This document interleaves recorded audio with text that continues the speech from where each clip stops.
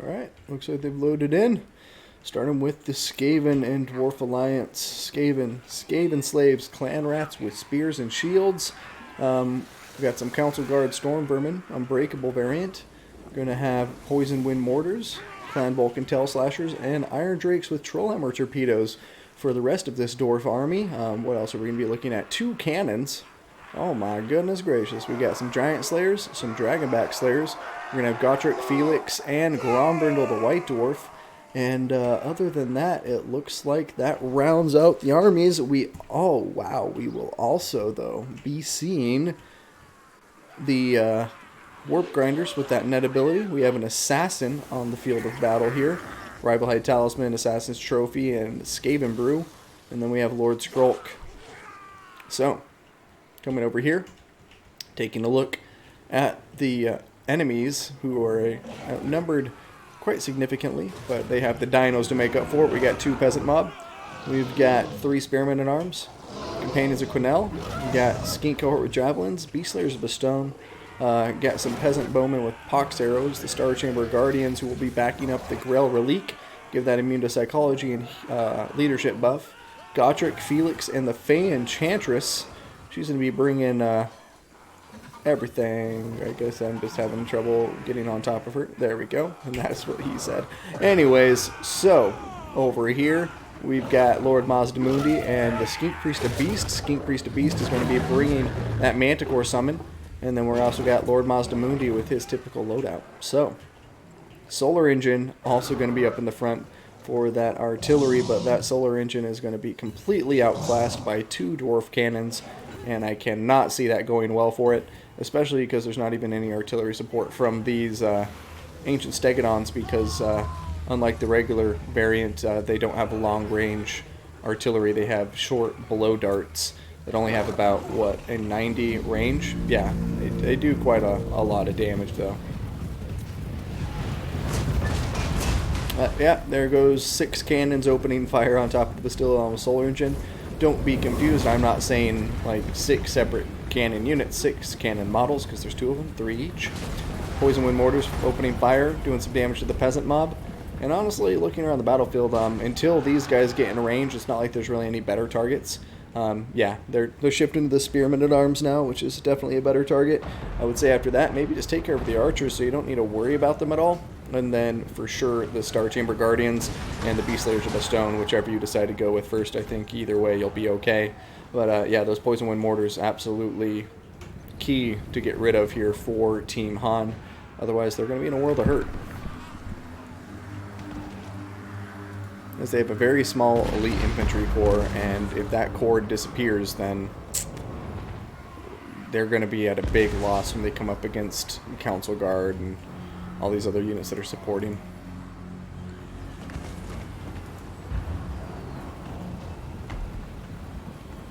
There it goes, onto the Star Chamber Guardians.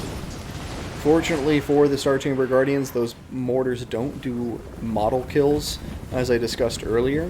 So they will be able to be healed. They will get healed back up to full strength as long as some of their heroes throw down some heals on them before they lose too much health. Now, yeah, Temple Guard was taking a ton of damage, but also the Solar Engine is just getting decimated. And I have to say, a decision for a Solar Engine in this matchup against Dwarfs and Skaven, I think that's a very questionable decision and a very risky one as well. So we'll see if it ends up biting them in the butt or if it comes in handy in the end in any way. But there goes a first volley on top of Pox Arrows, and it is doing some serious work, already down to about a third. I'm already doing about a third damage to him. Over here, though, oh my god.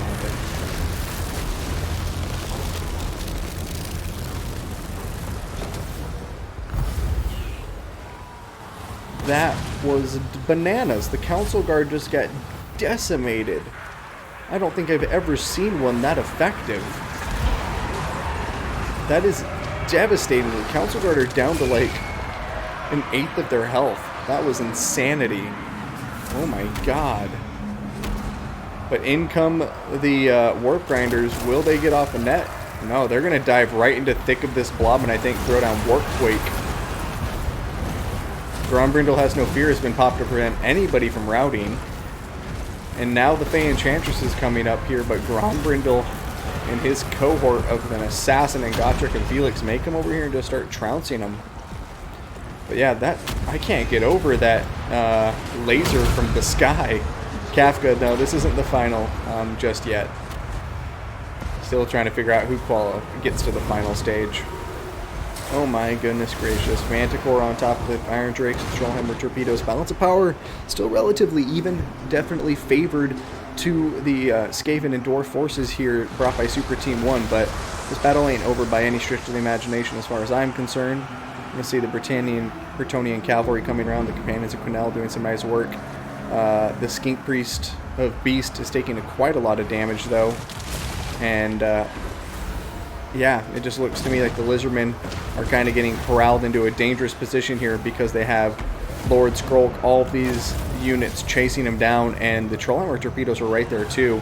And the cannon is actually firing away, making this Skink Priest rout, and he just took another cannonball to the back. And Mazdamundi's coming over here trying to shut it down, deleting one of the models from the cannon, but he's also getting hit in the back by an insanely deadly hero squad. Assassin's Trophy was just popped. The Trollhammer torpedoes are firing into his rear, and we're going to see more summons coming down here too. And Mazdamundi is in a very precarious spot. Is that going to be the Liber Babonicus? Alright, there goes Shield of Thorns upgraded. It looks like he's going to be getting a regrowth as well, maybe? Yeah, a regrowth going down on top of him. But will he be able to survive? Rod of Corruption has been popped, and he is just taking so much damage, and the Trollhammer torpedoes continue to fire away. Oh my god, oh my god. Will he survive that regrowth? Keeping him in there, hanging by a thread. The cannon's firing away. Regrowth is still active, and he may live to fight another day, guys, but the Bretonnians need to shut down that cavalry ASAP, and the Trollhammer torpedoes are just continuing to do so much work. Mazdamundi may be out for the count, and if Mazdamundi goes, I'm pretty sure the rest of his army will not be long after to follow. Got Plague Monk summons coming in here, getting on top of the Beastlayers of Bestone, buying time for the blob over here to kill off the important units. And I don't know. I mean, the cannon is firing away again. Companions of Quenelle are routing, so it doesn't look like they can stop it from doing so. And Mazdamundi, I don't know why the cannon isn't focusing on Mazdamundi still. He still has 813 HP left. You need to get rid of him. There he goes. Alright. Cannon's focusing on top of him once again by the looks of it. And we'll see. It looks like they may be splitting their fire, actually. So one cannon focusing on the Grail Relic and the other one focusing on killing off Mazdamundi. Over here, the balance power is just continuing to get further and further out of favor of Team Han. Yeah, I'm sure your laser's done worse in campaign, Bagmat. Tournaments, though, that was pretty epic. And unnecessary, too. I mean, they had time to dodge that.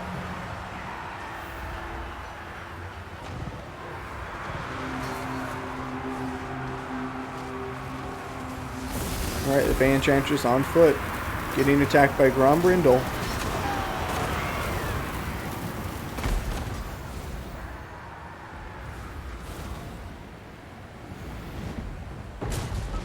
Oh, wow. There goes Mazdamundi. His toad body falling off and then disappearing into space because he's so powerful with magic. And yeah, with that, army loss is kicking in. Balance of power is swinging far against our red team.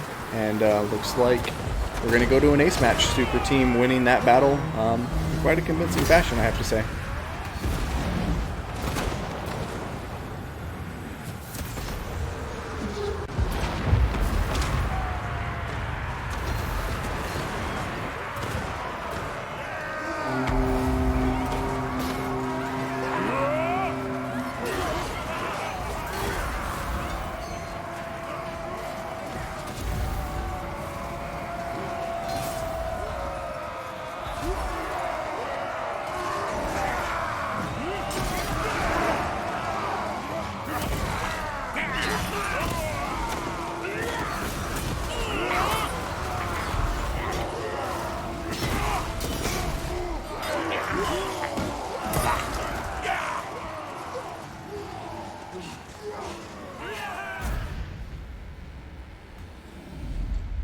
Great battle. Well executed.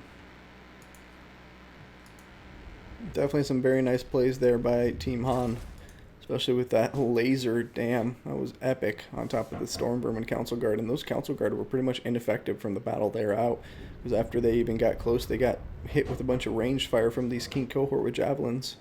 So, yeah, well played there. I mean,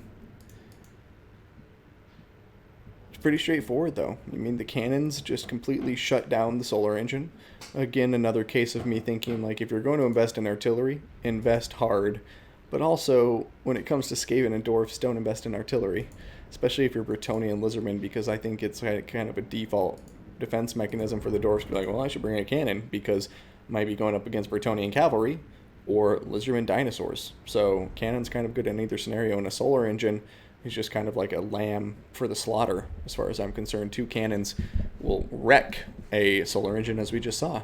So, great games to both players, and I mean both teams, and guess we'll see what happens in the ace match.